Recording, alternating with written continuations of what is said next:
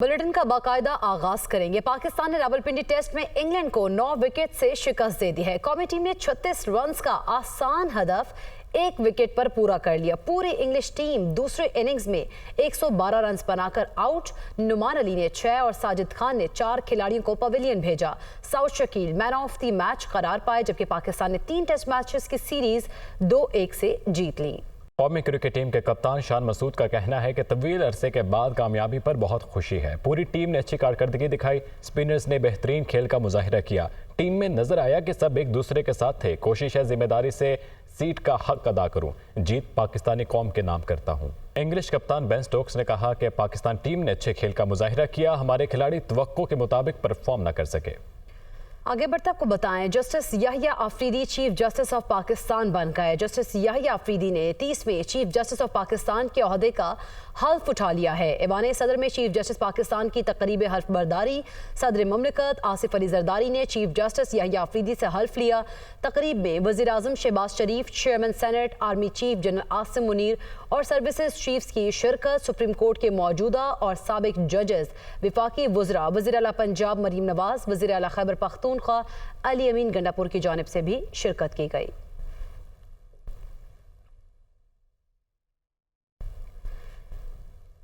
Chief justice Yahya Afridi ने practice and procedure committee की तश्कील no कर दी है। चीफ जस्टिस याहिया अफरीदी ने जस्टिस मुनीब अख्तर को दोबारा जजेस कमेटी में शामिल कर लिया है। चीफ जस्टिस याहिया अफरीदी जजेस कमेटी के सरबराह होंगे। नोटिफिकेशन जारी। सीनियर तरीन जज जस्टिस मंसूर अली शाह और जस्टिस मुनीब अख्तर अब कमेटी के मेंबर्स होंगे। Chief justice Yahya Afridi supreme judicial council के चेयरमैन बन गए। 2 सीनियर जजेस जस्टिस मंसूर अली शाह और justice Munib Akhtar supreme judicial council के रुकन होंगे। हाई कोर्ट्स के चीफ जस्टिस में से 2 सीनियर तरीन भी काउंसिल का हिस्सा होंगे। चीफ जस्टिस याहिया अफरीदी से कबल सुप्रीम जुडिशल काउंसिल का हिस्सा नहीं थे।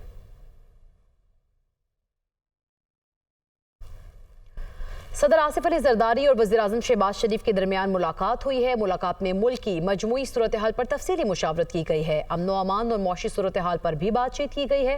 पाकिस्तान में SCO कॉन्फ्रेंस के इनेकाद को भी खुशाइन करार दिया गया है।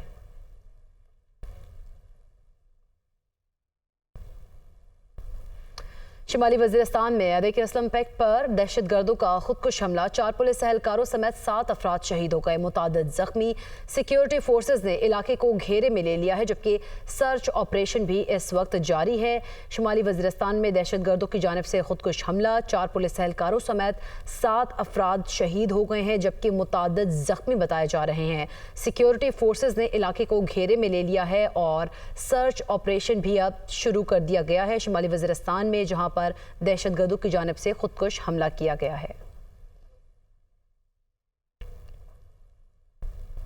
सिंध हाई कोर्ट का मेडिकल एंड डेंटल कॉलेज का इम्तिहान 4 हफ्तों में दोबारा लेने का हुक्म। MD-CAT के इनेकाद में मुबैना बेज़ाब्तियों की दरख्वास्त पर मुख्तसर फैसला जारी कर दिया गया है।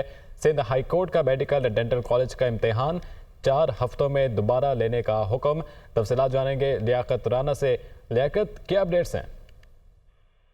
देखिए, सिंध हाई कोर्ट के डिवीजन बेंच ने MD-CAT के नताइज में मुबैना बेकायदगियों के खिलाफ दायर दरखास्तों पर आज मुख्तसर फैसला सुनाते हुए मुतल्लिका हुक्काम को हदायत की है कि वो 4 हफ्तों में MD-CAT का दोबारा इम्तहान लें। अदालत ने करार दिया है कि तफसीली फैसला बाद में जारी किया जाएगा। आज सिंध हाई कोर्ट के जस्टिस सलाहुद्दीन पंवर और जस्टिस अमजद अली शेतों पर मुश्तमिल डिवीजन बेंच में MD-CAT में मुबैना बेज़ाब्तियों के खिलाफ दरखास्तों की समाअत शुरू हुई तो MD-CAT में इम्तहान में हिस्सा लेने वाले तलबा की बड़ी तादाद अदालत में मौजूद थी, जबकि गुज़िश्ता समाअत पर अदालत ने जो कमेटी बनाने की तश्कील देने का हुक्म दिया था, उस कमेटी के अरकान भी अदालत में मौजूद थे। ठीक है लियाकत राना, बहुत शुक्रिया आपका।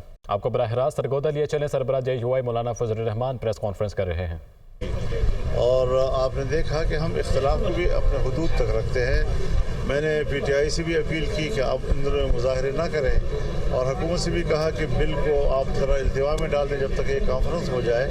मकसद ये था मेरा کہ جو لوگ پاکستان میں آ رہے ہیں ان کو پاکستان کے عوام کی طرف سے ایک یکجہتی کا پیغام ملے، اور جتنا ہمارے پاس ایک قومی یکجہتی کا تصور ان کے پاس جائے گا، ان سے ان کا اعتماد بڑھے گا اور پاکستان کے ساتھ وہ اقتصادی میدان میں تعاون کرنے پر آمادہ ہوں گے۔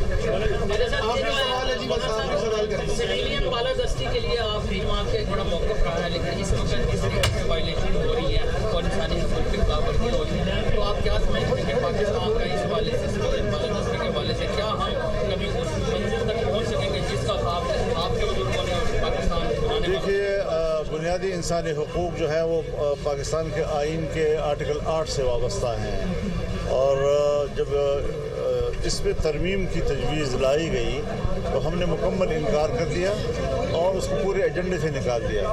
تو اس وقت جو آئین کے اندر بنیادی انسانی حقوق کا تحفظ دیا گیا تھا وہ برقرار رہ گیا ہے اور وہ متاثر نہیں ہو سکا ہے۔ حکومت کے ساتھ آپ کر رہے ہیں، حکومت اگر آپ کو دعوت دیتی ہے شمولیت کے لیے، ساتھ چلنے کے لیے، تو کیا آپ کوئی عہدے قبول کریں گے؟ ہم نے جو کچھ کیا ہے ایک فریق کے طور پر کیا ہے، وہ حکومت تھی، ہم اپوزیشن تھے، اور میں اپوزیشن کی دوسری پارٹیوں کو اعتماد میں ساتھ ساتھ لیتا رہا، ان کی تائید حاصل ہوتی رہی، لہٰذا اب بھی ہم اپوزیشن میں ہیں۔ یہ سارے مذاکرات ہوئے تب بھی بطور اپوزیشن کے ہمارے ہوئے ہیں ان کے ساتھ، اور آئندہ بھی ہم انشاءاللہ اپوزیشن ہی کا کردار ادا کریں گے۔ شکریہ جی، بہت شکریہ۔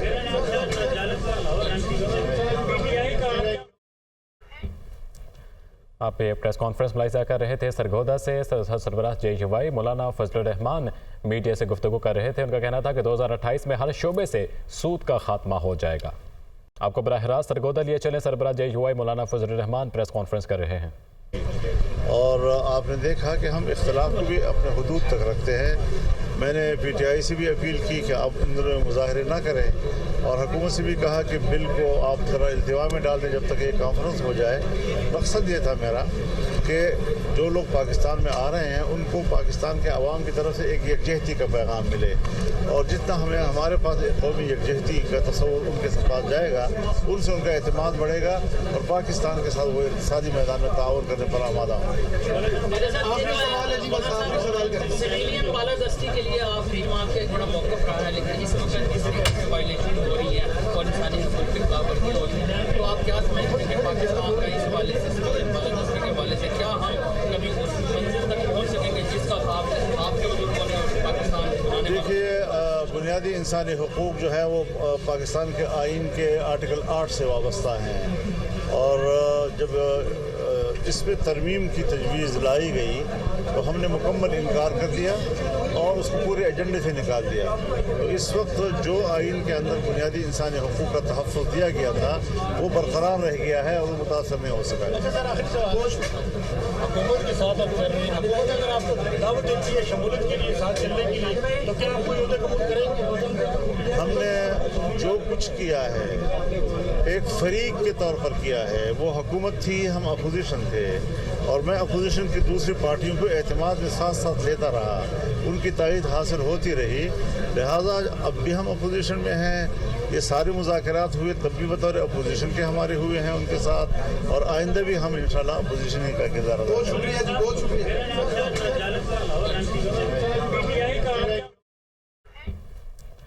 آپ یہ پریس کانفرنس ملاحظہ کر رہے تھے سرگودا سے سربراہ JUI مولانا فضل الرحمان میڈیا سے گفتگو کر رہے تھے۔ ان کا کہنا تھا کہ 2028 میں ہر شعبے سے سود کا خاتمہ ہو جائے گا۔